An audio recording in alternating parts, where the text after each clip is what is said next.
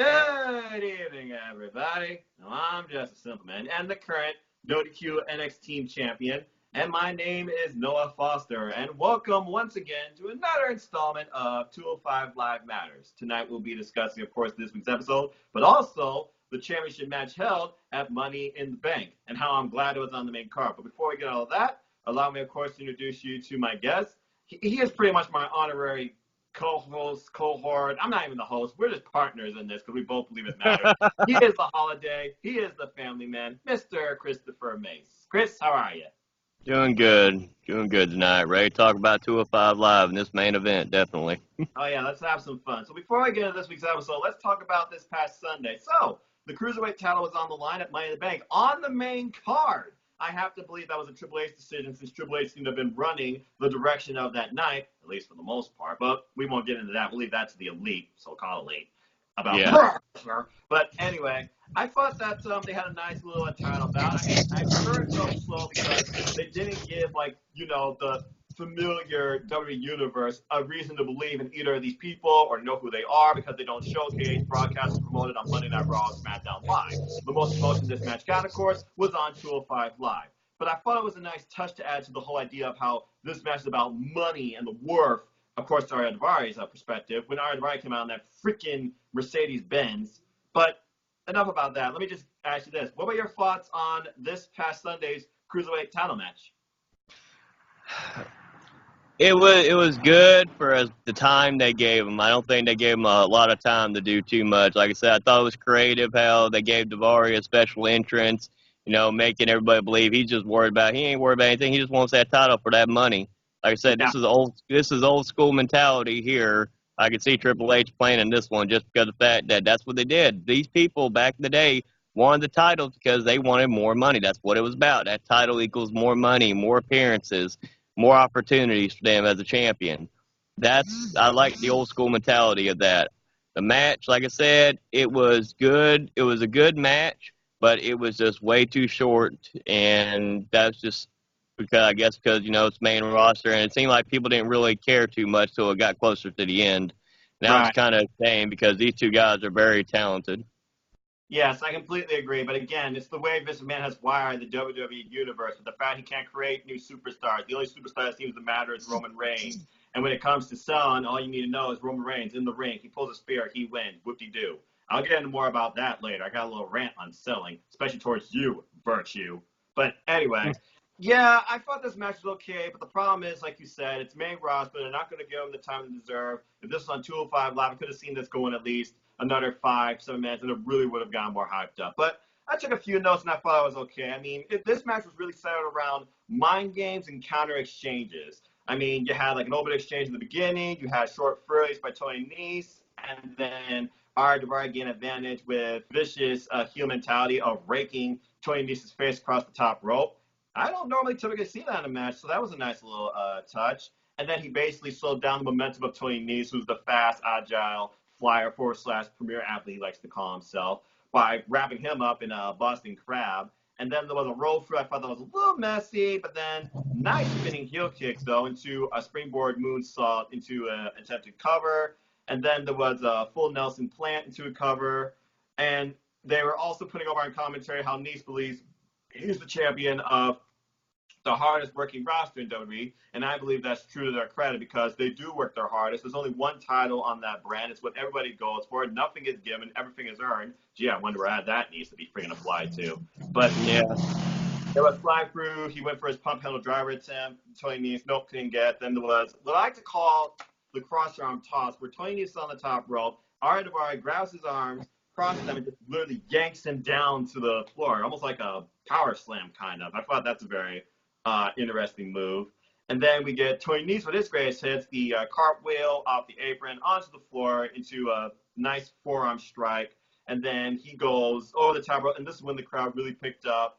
It was like, oh, wow, look at this. He went over the top rope, crossbody flop, and then he wowed the crowd with a beautiful, actually hit it, 450 splash into a nice near fall. Still not enough. And then we get our running Nese attempt, keyword attempt, but he runs to an insane super kick. Ariya Daivari must be freaking watching Shawn Michaels tapes. Damn.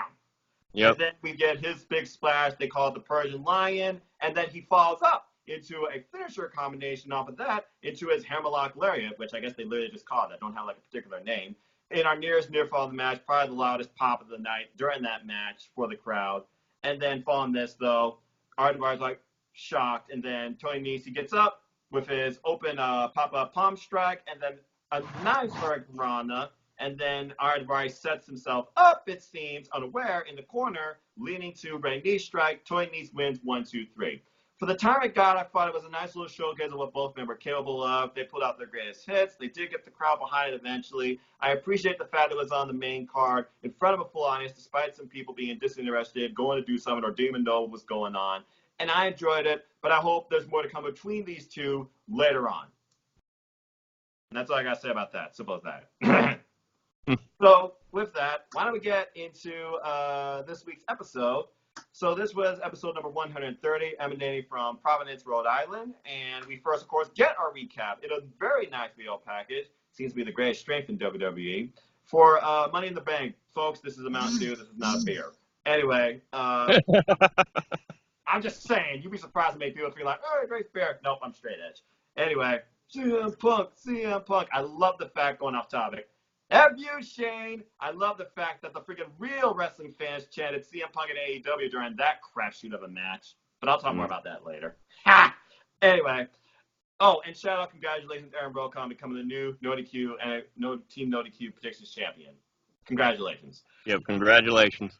Anyway, so we get into the show, and Drake Maverick did not introduce us into the show at the video package. We went straight into the show, but we learned via social media he did set up tonight's special main event, a fatal five-way. But before that, we opened with tag team cruiserweight action. As expected, we were supposed to get the Singh brothers versus Lucha House Party, and they basically mocked the Lucha House Party, introducing us to it's Bollywood time. Still don't understand Bollywood. But basically, they brought up the fact that it's not Lucha time because the Lucha Bros, they got destroyed by Lars Sullivan at both Money in the Bank and Monday Night Raw. You figure they would learn their lesson from Sunday night. We'll get more into that stance later. And then following this, they're like, we're not going to disappoint you or the 1.3 billion fans we have back at home. We will take the honorable win here. So ref started count out. And then who comes out? Drake Maverick. And basically he says that I am not going to deny the WWE Universe Cruiserweight Tag Team action. So who do we get? How fitting. Jack Gallagher and Humberto Carrillo, who have found newfound respect against each other in our previous bout back in the UK special, where 205 Live faced off against NXT UK. And they start with a handshake, and we get a nice little match. So before I go on the notes about my thoughts, what were your thoughts on this opening match? Okay, I like the fact that they put the gentleman and Humberto together for this match. I thought they had, for them working the match, I thought they had great chemistry. They looked like they had been working together for years, just the chemistry they had. And I thought this was the best Singh Brothers performance I've seen ever out of them two, in either the main roster or 205 Live. I think it's the best performance they had. They actually got to showcase what they could actually do, because they are wrestlers. They actually got to showcase what they are able to do, and I thought that was really fitting. The match itself, I'm glad the gentleman and keep wanting to call him Alberto. I'm never going to keep trying my best. For some reason, it just rhymes with Alberto. That's why. I know. But like I said, the right ones won the match, and this made me really intrigued. After I watched this match, I was thinking, 205 Live is after SmackDown. SmackDown doesn't have a very good tag team division right now. Why not? If we're not going to make cruiserweight tag titles, why don't we have teams from 205 Live challenge for the SmackDown tag titles? That might be an interesting concept. That big more exposure to the main roster. Well, again, I keep saying that the Cruiserweight division should be more incorporated in SmackDown Live, the wrestling-based show, versus Raw, the character-based show, as pointed out by one of my friends from the recent live stream that I did. I completely agree. But only time will tell. We can only hope for more. But it looks like they are definitely trying to put in more of a focus of tag team action while developing more superstars. And, yeah, I thought this was a fun little opener. We get a nice little exchange, nice kick to the face. And there was basically a paradise lock, kind of. And then Jack Gallagher just sits down with him and has a nice little conversation with Humberto Carrillo. And following this, we get a vicious double stomp. And then following this, we get a tag, and Alberto Carrillo, Jack Gallagher, like you said, demonstrating tag team chemistry with an assisted springboard deep arm drag to one of the Singh brothers off his partners. That was very innovative, into a cover. And then the Singh brothers, they take advantage, they'll fall in this, and then a little ways forward, you get a bit of a rest period with a side headlock, and then just show buddy, and then Alberto catches one of them with a quick roll up, and then he goes for the tag. Nope, but we then get an Irish whip. Sternum first to one of the Singhs into the turnbuckles. Ouch. That led to the hot tag. And then we got some hard rights. Jack Gallagher, of course, being the striker, of course, that technical player on the team versus Alberto Carrillo, who is the high flyer, fittingly and rightfully so. Following this, we get standing delayed vertical suplex, I think for like 30 seconds, drops him into a cover. And then we get a single leg Boston Crab, but no, Singh brothers, they get a double super kick. A little low, though, not really to the chin of Jack Gallagher, more like I think his shoulder or lower arm.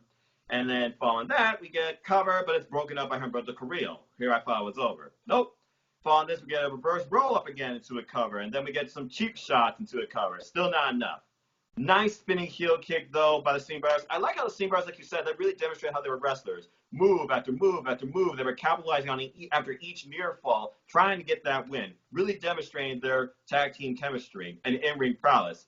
Following this, we get a double suplex attempt, but nope. He lands on his feet. There's a counter, tag, Mancunian headbutt, and then the Aztec press that Alberto Carrillo does, where it's like springing up the top rope on one side, then on the other corner, and then just lands face, plants on one of the Singh brothers, cover, 1, 2, 3, they win, and then a mutual handshake. I'm pretty sure this is going to lead to more tag team bouts with Humberto Carrillo and Jack Gallagher going forward, all to find a mutual respect, and hopefully one day we will see tag team titles or some sort of tag team title development within 205 Live, because I would love to see any of these. I would love to see Humberto Carrillo and Jack Gallagher face even Daniel Bryan and Rowan on SmackDown Live. But again, I'm just saying, with SmackDown Live trying to become more of a sports focus-based show, there you go. Come on, Fox, consider it. It's going to be interesting to see how Fox handles 205 Live as well. Yep. Yeah. So I thought it was a good opener. So following that, we go to a little promo where we have Mike and Maria Kanellis. I have so much respect for these two. Basically, Mike saying tonight, it's all about showcasing who's the greatest. I want to get to showcase who's the greatest. Are you kidding me? And then he brings up the insane no DQ match they had 2 weeks ago with Akira Tozawa. But Drake Maury, you want to showcase? I'm not doing that tonight. Tonight, it's all about me watching the destruction of a friendship between the Brian Kennedy and Akira Tozawa, who we saw beforehand, mutually shake hands as well, and then Akira with his smile. And basically from there, he's like, Maria takes over and says that tonight is about my husband proving that he is better than the best. And then after tonight, Drake can't deny you anymore. Then following this, we go into Only Lorcan promo. Literally the exact same look, exact same stance, exact same locker room as his previous promo. I'm just saying. Mm-hmm. But basically he says tonight's about proving once again who is the best and why I belong here. He knows he's going up against former champs and future greats. But he never walks away from a fight, and this is the kind of fight that he likes. So what were your thoughts on both of these promos? Well, you already pointed out what I was going to say. Is look like the exact same locker room that Lorcan's been in before. Okay, you're in different cities. Let's make it look a little different because, it's obviously you're making it look like you just pretty much set up the exact same setup you had from past episodes. Let's make it look a little bit different. Like I said, let's just do something. That's just one being nitpicky, I guess. Yeah, you're but like I said, I thought they were both good promos. It made you more hyped up for the match. It was kind of interesting. You weren't going to be sure how Tozawa and Kendrick were going to be during the match. But we'll get into that main event and talk about that here in a minute. So you didn't know there's going to be a point somewhere they were going to have to do something. Somebody's going to have to break up a pin. Were they going to work together? Were they going to try to beat everybody down and work well together?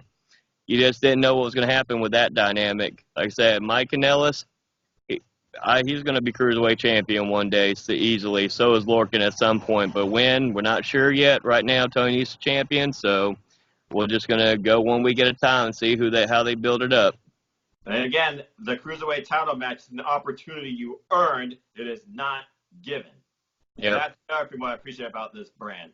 Speaking of this brand, before we get into the match, we get another cryptic Instagram post from my favorite, and the guy that I really wishes was Cruiserweight Champion for a better 205 Live, Drew Gulak. A very interesting post this time. He says, there is no terror in the bang, only in the anticipation of it. And then it looks like a black and white scene where people sitting on lawn chairs with complete blackout visors on their faces as if they're about to watch a nuclear bomb go off. Yeah. What are your thoughts on this message from Drew Gulak? This is the second week in a row now he's sent out this cryptic idea. What's going on here? I'm actually liking this. I think it's different for his character. Like I said, I believe he's at this crossroads. You know, his way he's been doing things isn't working for him as of late. He was losing. Like I said, he had disagreements with the gentleman and how, like the teacher-student dynamic, he was having disagreements about that. So he doesn't have that rolling on right now. Right. So he's at a crossroads in his career. So he's torn. What he wants to do is his ways that he believes he's doing it working, or does he need to try a new, darker approach? And I'm actually liking these posts he's doing. He's leaving it a mystery right now. He's building that anticipation for when he comes back to 205 Live. What is he going to do? Is he going to be more sinister? Is he going to come back as this darker persona? Is he going to wrestle more aggressive style? Is he going to take more chances and do more high-flying stuff? You just don't know with him. He's leaving it a mystery, and that's what I like about it. I like a good mystery to see what exactly is going to happen. It builds up that suspense of when he does come back to 205 Live, what is he going to do first? Who is he going to go after? You just don't know. There's no clear-cut answer yet, and that's what I like about it. Yeah, and we have no idea when either. We know that the last time we saw him, though, was in NXT, which sounds like he's setting up something against Kushida. I have to imagine it's going to be a one-on-one match with him, and maybe that will be where he redefines himself. Maybe he's trying to redefine himself now in NXT. Maybe it's like, okay, I've done everything I can with 205 Live for the moment. Maybe I need to take my message to NXT, or maybe I need to redefine myself in NXT, then bring that back to 205 Live. I agree with you. There's so much anticipation, as I said here. And, of course, his pic being like a snake or something like that. I don't know if that really means anything on his Instagram. But, yeah, it really has me curious, as if, like, I am the fear that you all need to be both aware of and cautious of. Get ready, because I'm going to come back when you least expect it, and it's not going to be something that you foresee coming or predict. So, yeah, and again, Drew Gulak, I feel like is like one of the founding fathers, still going day of 205 Live. Future Cruiserweight Champion, no doubt. Bigger things for him. I can't wait to see where it goes from here. All right, so following this, we go straight into the Fatal 5-Way match. All 5 men come out, and then we get a short interview, though, before the last person comes out from Arya Davari. He basically says how Sunday was just a fluke. And if Tony Nese thinks that I'm his rearview mirror, no, I'm not done with him yet. And tonight, I'm going to prove why I should be Cruiserweight Champion and should just automatically face him again. I don't know why I have to go through this Fatal 5-Way. So, before I get into this match, jeez, Chris, your thoughts, your takeaways, your moments, your predicted winner, and your overall assessment of this Fatal 5-Way dance. Well, first off, I like the fact that they interviewed Davari first. Like, he's complaining, oh, it's a fluke, he won. Okay, well, you got to remember, 205 Live, you have to earn every opportunity. Ain't nothing going to be handed to you. Yeah, right. You had a good showing. You lost the match. You got to go back and you got to earn another title shot. You're just not going to get handed. Drake Maverick is not just going to hand you a title match. That's the one thing I like about him as general manager. He's not going to just hand you something. He's going to want you to work for it and earn it and show him why you deserve a title match, why you deserve something in 205 Live. That's right. What makes him a great general manager compared to others I've seen in the past on different shows. And then, so pretty much, here's my critique on this before even the match starts. All right, great. You want to advertise Stomping Ground? That's great. I didn't need to see you advertise twice between entrances for 2 different people. I didn't need to see it. Thank you. I know Stomping Ground's coming up. That's kind of aggravating. That was kind of aggravating to me. It's like you're getting into the ready for the match. Oh, Stomping Ground. Okay, good. You advertise it. Great. Next, Lorcan comes out. No, Stomping Ground. Okay, thank you. We already knew it was coming up. You don't have to remind us 5 seconds later. Thank you. We're good. We got it the first time. That was a critique I didn't like about that. I agree. Now, getting into the match, damn, that was a damn good Fatal Five. It's probably one of the best Fatal Five Ways I've seen. I've seen other Fatal Five Ways just been butchered or just such a clusterfuck. I think they did this very well. They did great storytelling in the match. I thought I wanted Tozawa to win. Like I said, I'll admit I like Tozawa. I said I like Drew Gulak as the heel, as the baby faces. I like Tozawa. Always have. So for him to actually win, cause surprised the shit out of me, because normally every time I pick somebody, they don't win. That's why I don't win predictions. So, so, so other than that, so for him to win and the way he won with like all the chaos going on, getting that roll up kind of pin for a 1-2-3 over Davari of all people, I was really pleasantly surprised because I was just afraid that we were going to get Davari versus Tony Nese at Blood Money 3 and then all that other conspiracy theory we were coming up with last week when Cindy was on the show. Oh, yeah. Yeah, and I got to admit, the finish really caught me off, but let's see what I can do going through this match. Ah, jeez.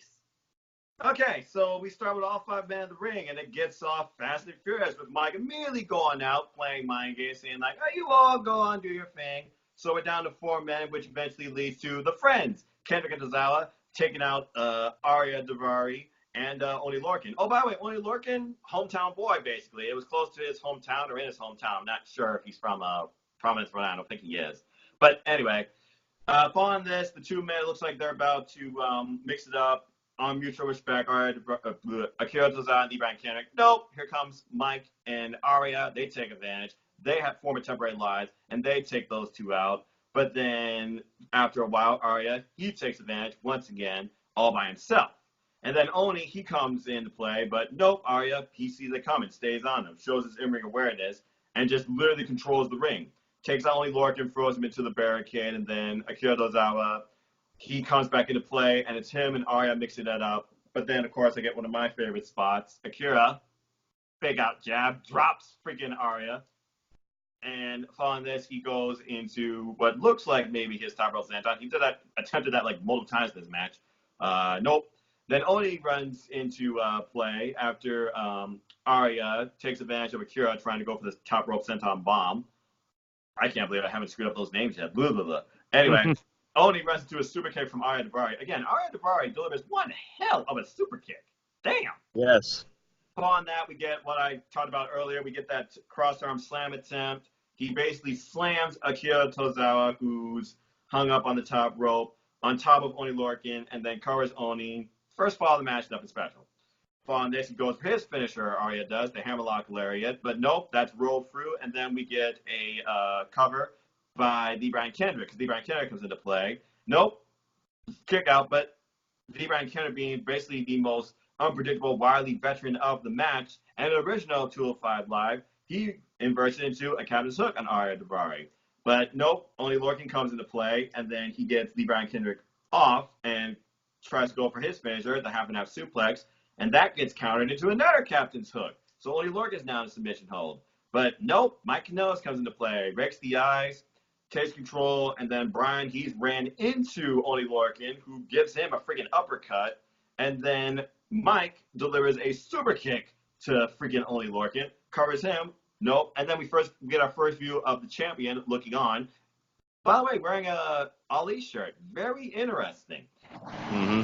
Anyway, then we get an insane 6 or 8 different exchanges of chops between freaking Oney Lorcan and Mike Kanellis, and then it breaks down to a center ring exchange, which leads to, Mike Kanellis doing one hell of a spine buster, putting a cover on Oni. Nope, Oni kicks out. And then Mike, why do people do this?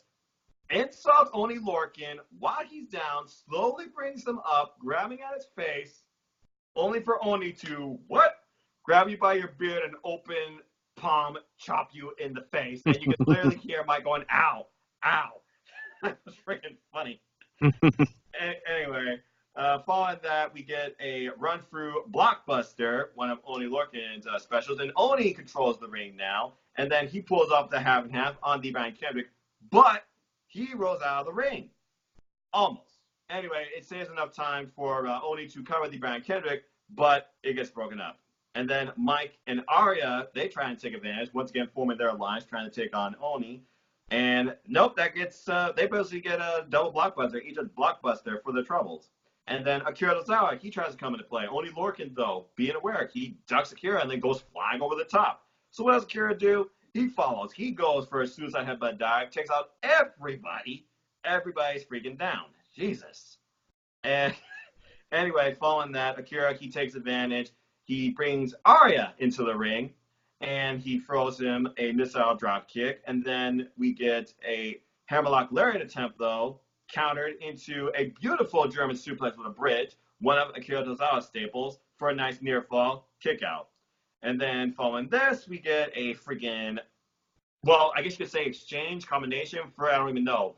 Everybody comes in. We get first an uppercut from, I believe, only Lorcan. And then we get a freaking kick by freaking Mike. And then a freaking super kick by freaking Arya Davari.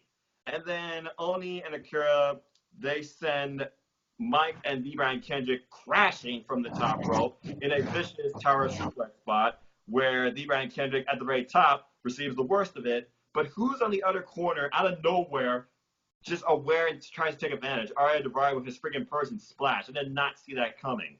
And he gets a nice near fall, but somehow Kendrick kicks out. How the hell he kicked out of that, I'll never know. Anyway, Akira, he finally clears the ring, and then he pulls up an iron octopus against his former enemy, Mike Kanellis, in the center of the ring. But who comes into play? Freaking Maria. By the way, nice shout out to Maria Kanellis, by the way, with the gear attributing to the recent passing of former WWE diva Ashley. Rest in peace, and God bless you and your family. Yes, that was a great sign of respect for her friend. Indeed. And I saw a thing about the fundraiser, too. If I had money, I would contribute. Anyway, following this, Maria distracts enough for Mike to capitalize and tries to get a quick limited roll-up. Nope, that kicks out by Arya, who breaks it up. And then we get a Shining Wizard kick. And then we get just relentless strikes to Arya Davari as Akira Tozawa is on the top rope. The crowd getting behind Akira Tozawa with the Haas. I think there was like 20-plus strikes to Arya's back. I don't freaking know. And then Mike comes into play, though. And then Akira and Mike are exchanging. Then they go to the apron. And this was pretty much the end, I think, of Mike Kanellis. As both are on the apron, Akira hits Mike with a freaking German suplex on the apron. Yeah, that looked like that hurt bad. That looked painful. He landed on his shoulder, too, and just flat on the floor. Maria, all she could do was watch, and she just stunned beyond belief. Anyway, following this, we get spinning roundhouse kick combination from Akira Tozawa, and then he finally, at the freaking fourth time, I think, hits the freaking top rope senton bomb into the cover. He's going to win. No. Broken up by his best friend, mentor, D. Brian Kendrick. He couldn't believe it. But D. Brian Kendrick, he explains, hey, possibly for a championship opportunity, man. You know that these wins matter here. And then it looks like they're about to, shake hands and then go at it. But Akira, he just goes straight in and tries to knock his teeth out. Following this, we get the crossbody for D. Brian Kendrick as Nice continues to watch on. Neither man can capitalize. And then we get roundhouse kick, attempted slide through for the Sayuda suplex Akira Tozawa does. But no, D. Brian Kendrick, he capitalizes on that and pulls off a slice bread number 2. Wicked move, by the way. But then Mike comes back into play. How the hell is he still standing? With a twisting face buster. I don't even know what they call that move. There's got to be a name for it. But then Oli Lorcan comes into play with a freaking running uppercut. And then freaking Arya Davari comes into play with an insane hammerlock lariat that turned Oni Lorcan inside out. I thought he was going to win. I thought that was it. But like you said, out of nowhere, Akira Tozawa comes in with a very unique way to finish the match that I think protected everybody and made everyone look strong, and even showed how far Akira Tozawa can be pushed to win. He doesn't have to rely simply on that top roll senton bomb. He capitalizes on the flurry and goes in for a rolling roll-up, and Akira Tozawa wins, shocked by all belief, rolls out to the floor, rolls out on top of the announcer table, completely shocked. Now just like, damn it. And freaking, he's just ecstatic beyond belief, shaking the hands of Aiden English and freaking Vic Joseph. As Nice looks on, and then D. Brian Kendrick embraces his friend and applauds him, and we go off the air. Holy freaking crap, what a match! See, that was, like I said, it was a damn good match. And like I said, this is the one thing I will say I didn't think about till now. You said it. This is when sportsmanship actually kind of works to me in wrestling. Is after the match, like I said, they said they were friends for the match. They were competitive. Brian Kendrick did stop the count for Tozawa. to trying to win the match earlier on. Then they had their fight. But after the match was over, it was a nice change to see that sign of respect. It wasn't where you normally see it. Oh, well, you try to screw me out. No, you try to screw me. Oh, that's now we have a feud just because you try to screw each other in a match that you knew you were both in. Exactly. And what's funny here is he pinned Arya Daivari, the guy that claims stakes that he's not done with Tony Nese. Well, I think he is now at this point. And Mike Kanellis, he still looks strong over in defeat. And I look at his Twitter, and he just ecstatic. He loves this brand. He loves this match. Yep. And you look at the Brian Kendrick, who only wants the best for his friend Akira Tozawa, it seems. And then only Lorgan just bringing the fury, as he's called, the Fury of 205 Live. Everybody looked incredibly strong in this match. Incredible performance by all. Kept the crowd invested and interested.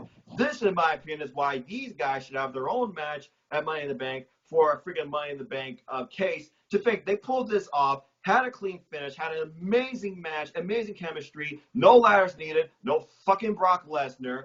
But I digress.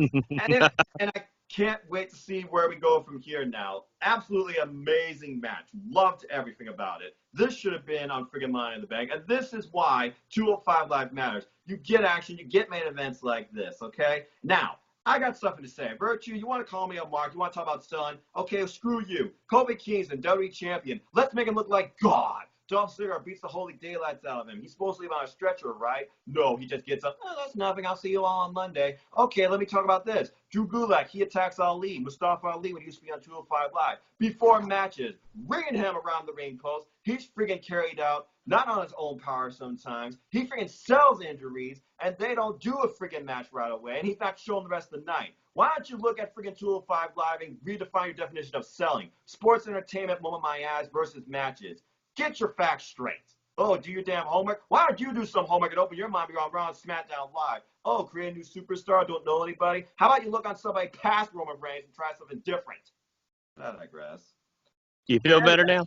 Yeah, a little better. Yeah, I absolutely love this match. Okay, so breaking this episode, there was only 2 matches, but pretty much everybody on the roster, they kind of got their spotlight, except the Lucha House Party, but we'll get into more of that in a little bit. I enjoyed this Fatal 5-Way. I see many side stories coming out of it, and I also can see a potential Arya Daivari and Akira Tozawa feud now towards the title picture. But I feel like Akira Tozawa, he needed this win, especially with his reign, how it worked out. And I feel like him versus Tony Nese has got to be the way we're going forward, and I'm looking forward to that. But as far as this show goes, definitely a little more than average, in my opinion. As you saw the Singh Brothers showcase what they're capable of, too, and possibly another tag team forming. I really enjoyed this show. It's a 4 out of 5 for me. What about you? I agree with you. It's a 4 out of 5 for me as well. Like I said, the Singh brothers in the opening match had one of the best performances I've seen them have ever in WWE so far. And like I said, I think that tag team of the gentlemen are, oh my God, now I was going to call him something completely else. So anyways, his tag team partner, that's not named Alberto. Yeah, I know. I butcher names sometimes, but it's all good. It's all in fun. But like I said, they look like they're a very strong tag team that's been working together for years. So I was very impressed with that. And that main event, one of the best Fatal 5-Ways I've seen ever. I've seen a few of them that have been complete clusterfucks, but for this one, they did this very well. And like I said, it wasn't the typical somebody hit a finisher to win. They made you where you were completely shocked how the ending came, and I liked it. So I'm going 4 out of 5. Yeah, this wasn't like I'm just going to talk about it and be like, oh, there's the finisher. Roman Reigns matches. I mean, Yep. This was like you didn't know which way it was going to go, who was going to win, what the outcome was going to be, but it leaves you wanting more and wondering what's going to happen next. And this is why 205 Live matters. Simple as that. With that, let's go ahead and have some fun and get into some simple stances. So you and I, we had a little creative brainstorm session, and we thought about a few topics. You and I, we believe 205 Live matters 24/7. So let's go ahead and talk about that because that was rough on the show, the 24/7 title. So it looks like some of the cruiserweights have finally been showcased on television, and even Drake Maverick's joining in on the fun. There's 24/7 title that can be won anytime, anywhere, anytime, under any circumstance. It's currently held by R-Truth. And yet they even joked about R-Truth making a cameo on 205 Live. Imagine that. I'm pretty sure he's not under 205 pounds, though. So I have to ask you this, Chris. Drake Maverick trying to become 24/7 champion. Do you see that happening? And if so, what do you think would come from it that would be better for showcasing and exposing 205 Live. Hey, I won't put nothing past Drake Maverick. I said he won the X Division title back in TNA when he was Rockstar Spud. He actually had a world title match against Kurt Angle.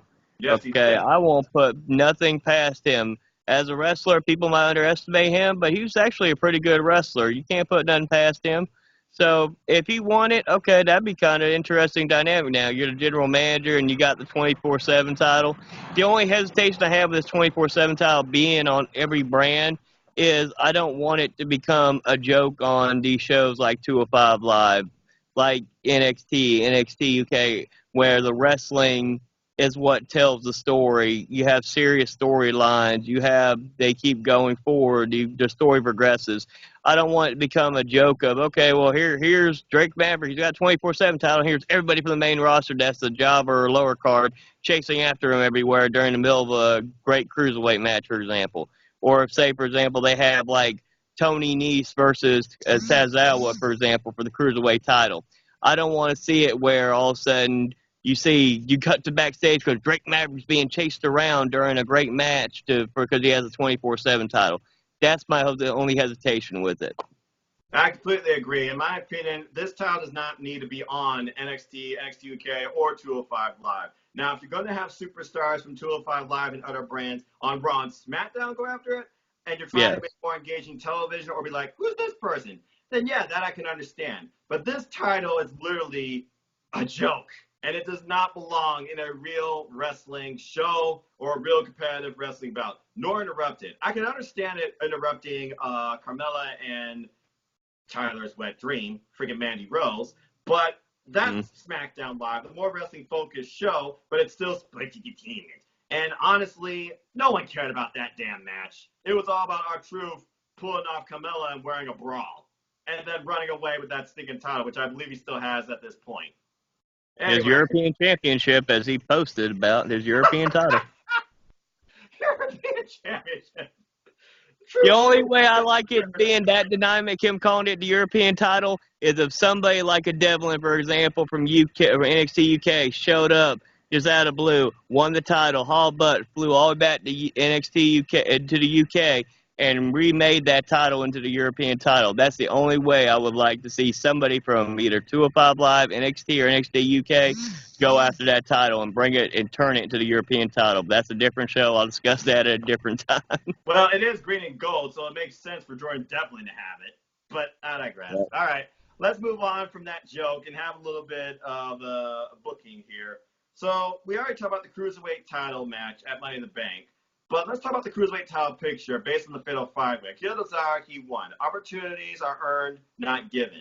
But it's not like one match makes the opportunity. Akira Tozawa, he's been wanting this for a while. He's been hungry for it. He's been going at this for a while. He's now gotten through the feud with Mike Kanellis, and he won this Fatal 5-Way. In my opinion, he has nothing but momentum going forward. I feel like he still has one more match, though, to prove to Drake Maverick, okay, you are a valid candidate for the Cruiserweight title. So, Chris, what do you believe Akira Tozawa needs to do next to earn a Cruiserweight Championship opportunity? And against who? I feel like now he earned it, honestly, in this Fatal 5-Way. I feel like he's already earned the right to challenge Tony Nese. But if we're thinking about somebody he needs to wrestle, I can see in storyline where here's Daivari, he's still whining, complaining, and going around it. But I can see a storyline where Drake Maverick said, all right, Tozawa, you won the Fatal 5-Way, you're the number one contender, and here's Daivari saying, whining and complaining about it because he's like, it was a fluke, I lost. And then Tozawa, being a man of honor and everything, going, he'll put it up. Then him and Daivari face each other, and whoever wins that match will face Tony Nese. And then hopefully at that point, Tozawa would win. That's the only thing I can see logically because he won the match against everybody else I'd put him in. The only storyline that makes sense to me is Daivari going in there, being a heel, complaining and whining and complaining about what happened.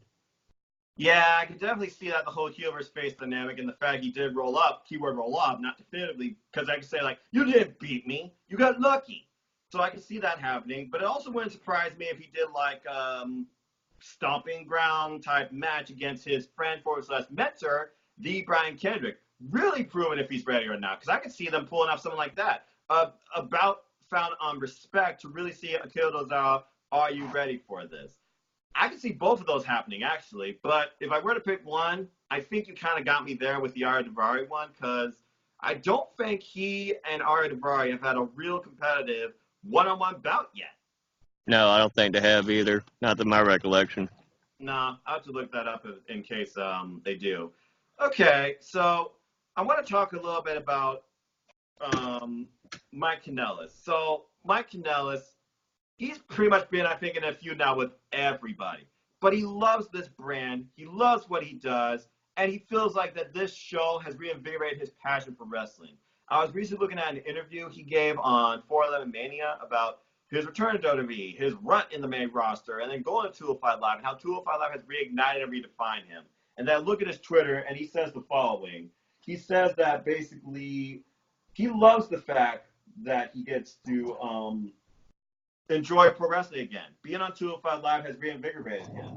He's felt the best he's ever felt before. Every match is an opportunity to prove that he is one of the best in the world. He loves being the underdog on the Underdog Show. Now, I think that speaks major values because, in theory, when you look at the WWE business portfolio, 205 Live is probably the undercard show because it's the one they least mention outside 205 Live itself. So I want to get your thoughts on this, the perspective of underdog. Would you consider 205 Live the underdog show? No. Simple as that. I Yeah, mean, no, I don't. I don't see it being an underdog show. I see it being an opportunity for wrestlers to go to a show, be on their own brand, get more exposure, have the good quality matches they've been having, be on a brand that tells good stories, and be able to establish themselves and prove themselves. And that's what I look at. I don't see it as this demotion if you're in 205. I don't see it as demotion if you're in NXT or whatever. I see it as more of a demotion if you get put up to the main roster with a lot of the bad storytelling they've been doing as of late. show, But I can digress about that. But the point is, I don't see 205 Live being some I don't know how to put it at this point, some downgraded show. If you're on 205 Live, you're beneath everybody else. Because I tell you what, you can put any of those 205 wrestlers against anybody on the main roster, and they'll pull off a damn good match if given the opportunity. Absolutely agree, which definitely goes into our next topic, which I think is very fitting, Ali's impact. So Mustafa Ali, he was called up from 205 Live, and yet somehow right now he has been showcased incredibly on SmackDown Live, the wrestling show, having one-on-one bouts and tag bouts alongside Daniel Bryan, Finn Balor, and most recently, Andrade. He and Andrade created magic both at Money in the Bank and Tuesday nights on SmackDown Live. So what are your overall thoughts right now on Mustafa Ali? What do you see his direction going on SmackDown Live? Is he going to be pushed toward the title? Is he being used to put over somebody else? And do you think he's being used to the fullest of his capability? I think he got derailed when he got injured. I honestly believe he would have been, and where Kofi took his spot, I think he would have been the one that was last eliminated by Daniel Bryan in Elimination Chamber. Now, do I see Ali getting the push like Kofi ended up doing because of all the fans reacting? It could have been possible. I think a lot of people could have got behind Ali if he had that kind of performance like Kofi did at Elimination Chamber. I think he could have had that kind of performance that people got behind him, and he may have easily been pushed into the title picture of WrestleMania, and it may have easily been him winning the WWE Championship at WrestleMania against Daniel Bryan. But that's a bunch of what ifs now because the fact he did get injured. I think that really did hurt him a lot with that. Now he came back. He's been looking good. He is an incredible athlete. He is one of the standouts that came from 205 Live to me so far. He was inches away from winning that Money Bank briefcase, inches away. You thought for sure, finally, a 205 Live star is getting his opportunity. He's going to show everybody that people from 205 Live can make a big impact on the main roster. And here comes fucking Brock Lesnar. What the fuck? That just kind of ruined that. But I see him in the future. If Andrade wins that Intercontinental title from the Demon Ben Balor, or when he does eventually win the Intercontinental Championship, whenever he does, I could see him and Ali having a great feud for the IC title, with Ali eventually winning the Intercontinental Championship. because people like Ali and Andrade, Aleister Black, and a few others, they can make that Intercontinental title mean being the workhorse title again, because for a long time it's lost its luster being the workhorse title. Absolutely. The IC title was used to springboard you to the W Championship. It was kind of like your way to earn an opportunity versus given. No discredit to Kofi, of course, with them your veteran, but I feel like it's more New Day that's WWE champ than Kofi Kingston. But I'll save that for another group of people. And to go back to one other thing, 205 Live is a full-length brand. It's not developmental. It's not prison. It's not underdog. It is a one-of-a-kind, unique brand that offers wrestlers an opportunity to wrestle and enjoy it, not just show up in catering and be like, okay, I'm getting paid, but I hate my job. AEW effect. Anyway, yeah, and I agree. Ali, he's definitely had the most impact, on the friggin' main roster since coming up from 205 Live. Sad to say. Which leads me to wonder, what the heck are they doing with Cedric Alexander and Buddy Murphy? Buddy Murphy gets to showcase on TV. Cedric Alexander, he's going after the 24/7 title? What? That's a big downgrade for Cedric Alexander, as talented as he was on 205 Live. For him, like I said, to have him lose to Cesaro, and then what? Now he's chasing after 24/7. And like I said, and Buddy Murphy. Okay, I've seen him on an exclusive clip for SmackDown on YouTube on SmackDown so far. That's it. Yeah, period. You might as well send them both back to 205 Live, because 205 Live, they need like those juggernauts and those heavyweights that are just at that limit, in my opinion. Because Buddy Murphy, Cedric Alexander, they carry the brand, and these guys, they're trying to create a new star, but I don't know. I just got weird feelings about how they're using the 205 Live people that they aren't versus the single person they seem to be doing. Cedric Alexander might as well go back to friggin' NXT and feud with Johnny Gargano. Yeah, exactly. Or feud with Velveteen Dream, or could have some great feuds in NXT, and he could be able to showcase, just like he did on 205 Live, his wrestling ability, not have this one bullshit match he had with Cesaro, and him running around like a goober trying to chase the 24/7 title. And the thing, Cesaro is one of those guys that I believe should be a friggin' champion right now. And they're never going to push him, it seems, to that potential. And he and Cedric could have had a real classic if Raw gave him the time. But Raw doesn't know how to put on a good wrestling match. It's supposed to be entertaining. I'm not really entertained except for one thing. But again, I'm not part of the elite. I'm just a fan. And a mark. Deal with it, Virtue. At least I know what selling means. Why don't you tell Kofi that? But anyway. Okay. So going from there, let's talk about Lucha House Party. So Lars and Lucha House Party. Does it help or does it hurt?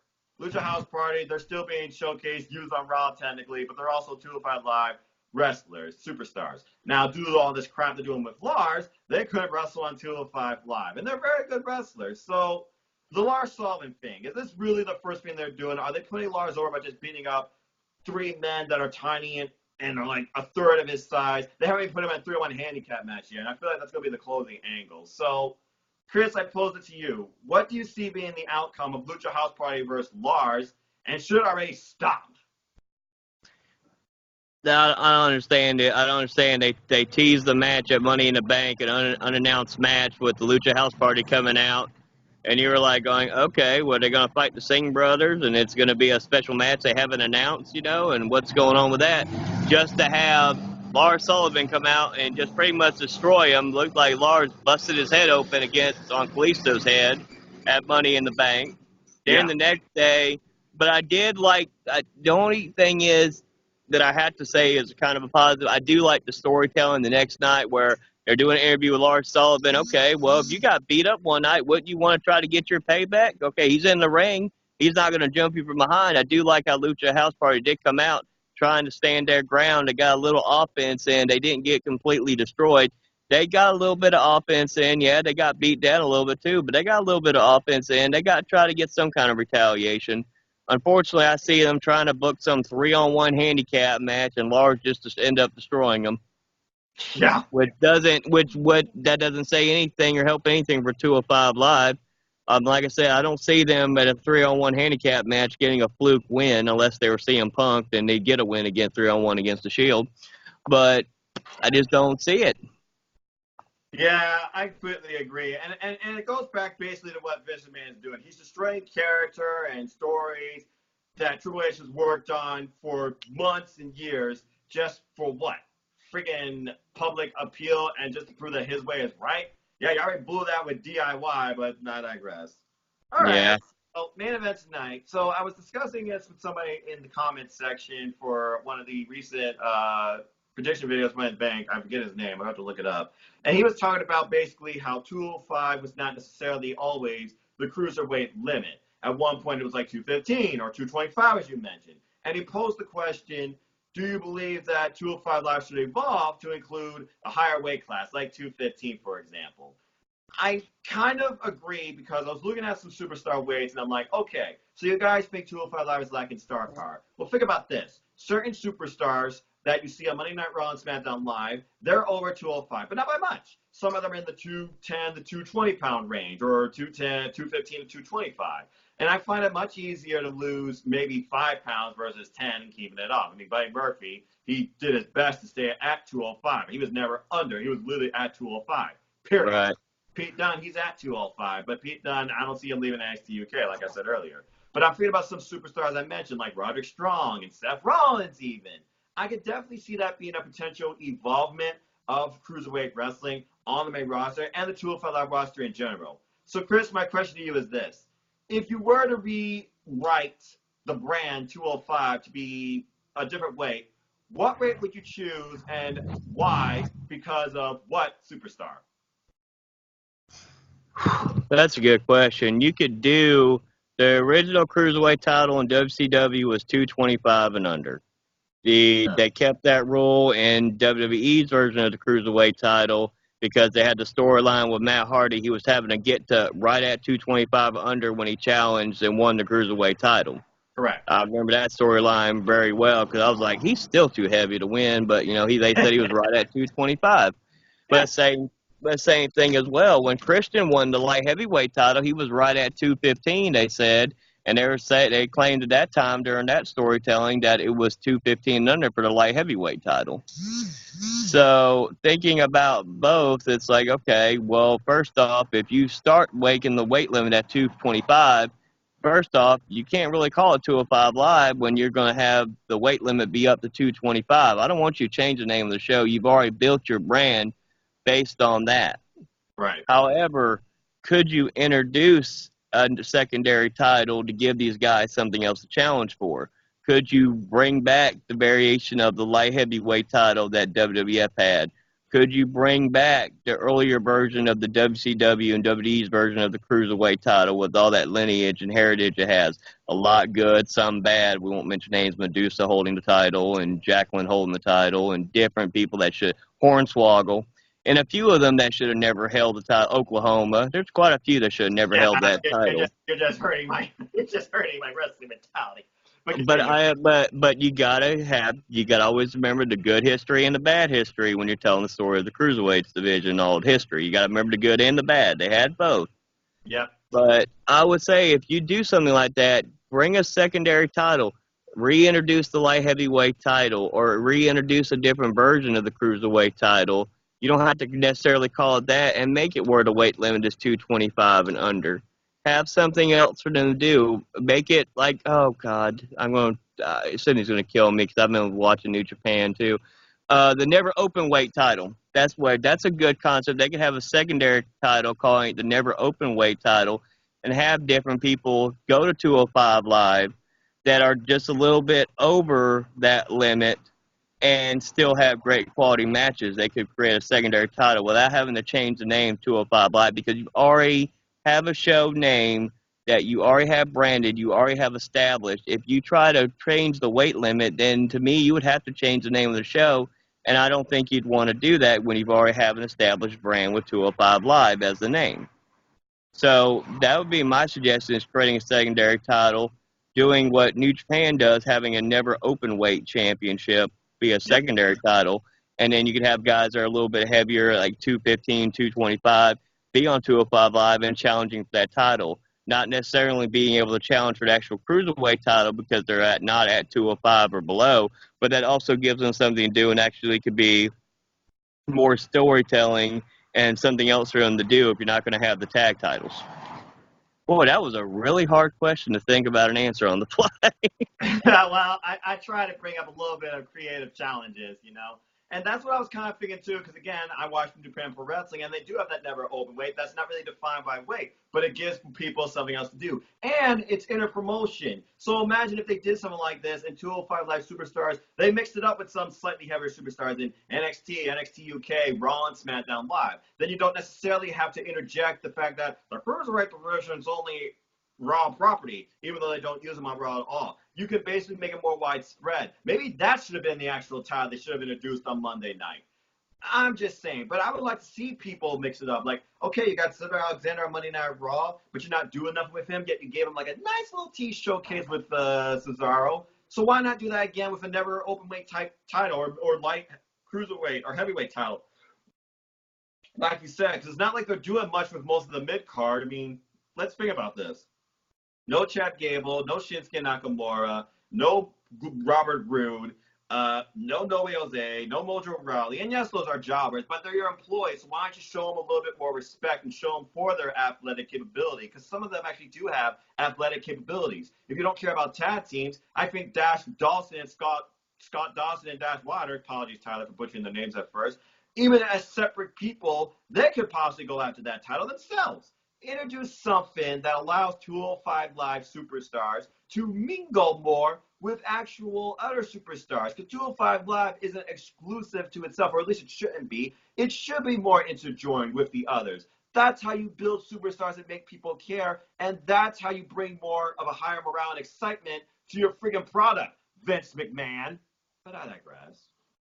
And like I said, doing it that way too, like you got to think, Rey Mysterio, when he was Cruiserweight Champion, he also held the WCW Tag Team Championship. He Yeah. held other titles as well. Now, in WWE, he mainly held that Cruiserweight title for a period of time along with the tag team titles, but eventually he was able to elevate himself up. I'm hoping that with Ali and others that come in from 205 Live, if they get to the main roster, they get elevated to that push like Rey Mysterio. Because look how successful Rey Mysterio has become getting out of that cruiserweight division, and look at all the success he's had. I Right. want to see another breakout star come out of that cruiserweight division, that 205 Live Matters, and get to that top spot and get to that main championship and win that WWE championship. And they can show everybody and they can tell their story of how they were in 205 Live Matters and look how far they've come from 205 Matters to being the WWE champion. Well, right now, I think our biggest example of that is Ali, and I'm honestly hoping for the best for him because it looks like right now, out of the three that have been pulled out 205 Live, they're giving him the most actual chance. Yes. Though I think losing to Andrade, Andrade losing to him based on their other show they got coming up is devaluing him. So there has to be a balance there too. But at least Ali is being used and showcased for his talents and his heart. So Ali, keep up the good work. Buddy, Cedric, I pray the best for you. All right. Yep. Well, I think that has been another stellar edition and quite a discussion on this week's 205 Live Matters. So, ladies and gentlemen, thank you once again for joining us for this discussion. Before we do our plugs, let me just say this. Virtue, you're a mark, I'm a mark, deal with it, we're different marks. I look forward to your review. I understand selling to an extent. There's a difference between selling in matches and selling in moments, and that's where you and I differ. Stay tuned, folks, for the No DQ review. I'm sure he'll talk about more of this too. He doesn't care about this, but whatever. I still care about No DQ. But I digress. Support No DQ. Anyway, Chris, thank you so much once again for joining me. It's always a pleasure discussing this with you. Where can people find you? What would you like to plug tonight? But I say you can follow me on Facebook at Chris Forever Mace, support Aftermatch Wrestling, support your channel, support Colin Andrews' channel, Chopping Block, support everything Cindy does, Owen, James, support NoDQ.com. And one thing I want to say to Virtue real quick on here, Virtue, like I said, you're a very entertaining person. You're very straightforward. I got all the respect for you. I still remember when you got suspended from No DQ for 60 days, and I paid that money to get you unsuspended. That was me who paid that because I have all the respect in the world for you. I said, you bring out the most controversy out of people, and like I said, you will get people fired up and worked up. And I am waiting for the day you actually get on a debate show again and debate with people like Noah and different people. about these topics. And I would love to see a debate between you and Noah on 205 Live Matters on Virtue's Rage or on 205 Live Matters one day. That I would love to sit back and watch that debate about this. But other than that, like I said, let's everybody respect each other's opinions about wrestling. We all love it. We all hate it at times. But you know what? Let's just respect each other's opinions because whether or not we're all watching it together, and simple as that, as you would say, Noah. Way to put me on the spot there, too. I need a good... Sorry. We'll talk about it next time in future reference. I mean, he is the No DQ undisputed debate champion, but that's because he hasn't had anybody to challenge him in a debate yet. I don't know if I'm up that par yet. I mean, that's like a Rocky story waiting to happen. But anyway, ladies and gentlemen, Virtue, all the best to you. For those of you, again, thank you, Chris. I'm all frazzled. What is it? Okay. Yeah. All right. Okay. Well, thank you so much, Chris. And ladies and gentlemen, if you want to know more about me, as always, and for newcomers, know this. I'm just a simple man and a lifelong fan of wrestling. So if you want to follow me and talk anything wrestling, Cruiserweight Division and beyond, WWE, New Japan, AEW, Ring of Honor, Impact, Independent Wrestling, support local independent wrestling folks, and everything else in between, you can look me up, follow me, talk to me at nodq.com/Noah. That takes you to my Twitter page, or just follow my civil YouTube channel here where I do predictions for previews outside WWE. I have quite a wrestling agenda to still get through. And you can find that here at youtube.com/users/Noah Foster 210. I also want to pose this, I don't think I do, but I feel like it's self-explanatory. But let me say this. If you want to be part of 205 Matters or have a topic we think we should discuss or want to counter comment on a topic we did discuss, please leave something and let us know, either here in this video, in the comments down below. Like, share, retweet, subscribe, comment, and tell a friend. Love to hear from you. Love to get your retrospective. Love for you to challenge our thoughts. I'm not afraid of controversy. That's why I embrace the critics, the haters, the gatherers, you name it. Everybody just grows me. I've been judged my whole life. I took on this because I believe in something most people don't. And until it dies, I will continue doing this. Simple as that. But anyway, I've rambled on enough, so let me just close with this. Support local wrestling house for big and small. Let's keep growing this wrestling community together. Simple as that. Support NoDQ.com. Follow NoDQ.com here on YouTube and all your social media platforms. Go buy a shirt. Simple as that. NoDQ.com/shirts. And with that, stay tuned, of course, where I'll be doing predictions for my NoDQ NXT Championship during the week of NXT TakeOver 25, challenging this man and the rest of Team NoDQ in general. We got a hell of a card ahead of us, and I will be live streaming, live reacting to NXT TakeOver 25 right here on YouTube like I did for Money in the Bank. So with that, enjoy the next NoDQ review. Virtue, all the best to the saltiness of you. Enjoy your night. Enjoy life. Enjoy wrestling, folks. And until next time, have a good night. All right, have a good night, y'all. And 205 Live will always matter to me. Simple. Amen. Like that. Bye, everybody.